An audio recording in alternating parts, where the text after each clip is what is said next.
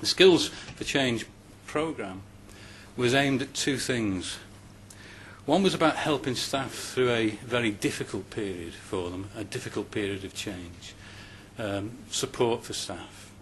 And the second was obviously to try and maintain performance, because as a local authority, and a relatively small local authority, but there's about 120,000 people who in varying degrees depend on what we do on a daily basis. And some of those things are absolutely crucial and important to support them in their daily lives. So the business had to continue. Obviously, the ultimate position would be a redundancy position on the 31st of March. But there were other outcomes that could have happened to people. We have a voluntary redundancy and an early retirement programme. Have to meet certain criteria, obviously. We were changing the organisation, and there were actually new opportunities for people. There were promotions, there were new challenges, new roles, new jobs that we hadn't had before. So for some people, there was excitement. For some who may still secure a job in the new organisation, it may not have been the job that they wanted. It may have taken their career in a particular path, and it may not be on the same rate of pay as they wanted. So within the broad church of an efficiency programme, there were lots of different outcomes for individuals, and I think that's something you always have to bear in mind when doing these things. So we had to find ways of engaging individuals and giving them opportunities to speak. Now we had what I call the usual sort of kick-off with mass meetings, large numbers of people in rooms with managers like myself and colleagues, explaining why we were having to do this. This wasn't because we were a failing organisation. It wasn't because we were nasty and unpleasant people who like doing these things to people. It was placing it in context. But very quickly, I think people understood that. You get straight back to the question, what about me? When will I find out? When will it happen? When will I get my letter? When will I get my reassurance? Because it's okay talking globally, but all the individuals in the room want answers to those questions. So we created a number of opportunities for staff, and they started with, we had a number of what we call drop-in centres. And these were opportunities for people to come along in a very informal environment to ask questions about themselves of people who had the answers. Because depending on your circumstances, you may wish to speak to somebody from the pension service or the tax office or Job Centre Plus, and we had all those agencies in those drop-in centres. And we also had the trade unions and HR support. So we moved away from the large meetings, because I think we all know and appreciate there are lots of people who aren't comfortable about asking questions in those arenas. And also it's always difficult to ask and answer questions on a personal basis in a large forum. So we had the drop-in centres. Also within those drop-in centres we had our training and development team. And one of the things that was recognised early on was that how do we deal with people who are really stressed, worried, upset, concerned about this?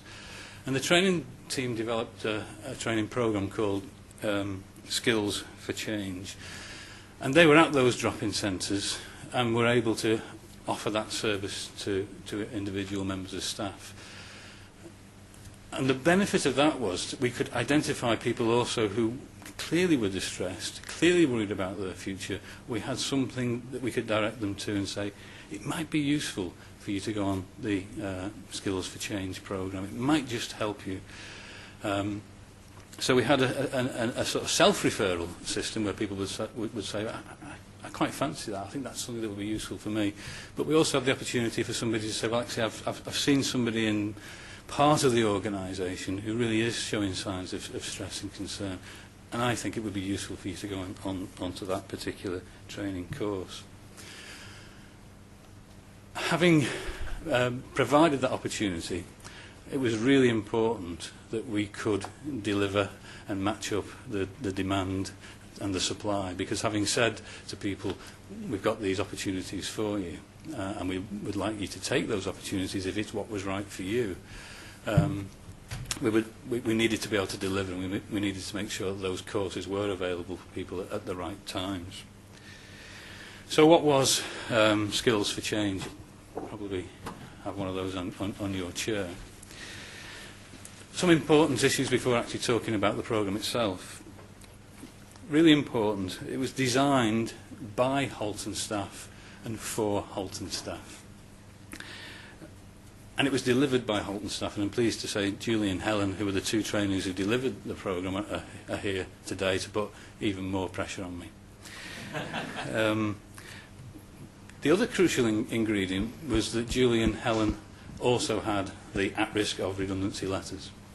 So in terms of the empathy within the training situation, it couldn't have been any more great than that. These weren't people who we'd parachuted into the organisation to deliver something and then leave. These were individuals who were in exactly the same position as everybody else. Now I said it could have been a very, very quick training course. Somebody comes in and says, I'm worried because I'm at risk. And they say, so are we. And it could have been a very quick 2 days. But on a serious note, I think that was a really important ingredient of the programme. So it was tailored for our particular set of circumstances. There were 4 modules. I'm not going to read them all out. They're on the handout. What I can't get across, I don't think, in 1 minute, 2 minutes, is that they were all integrated. We took people on a journey.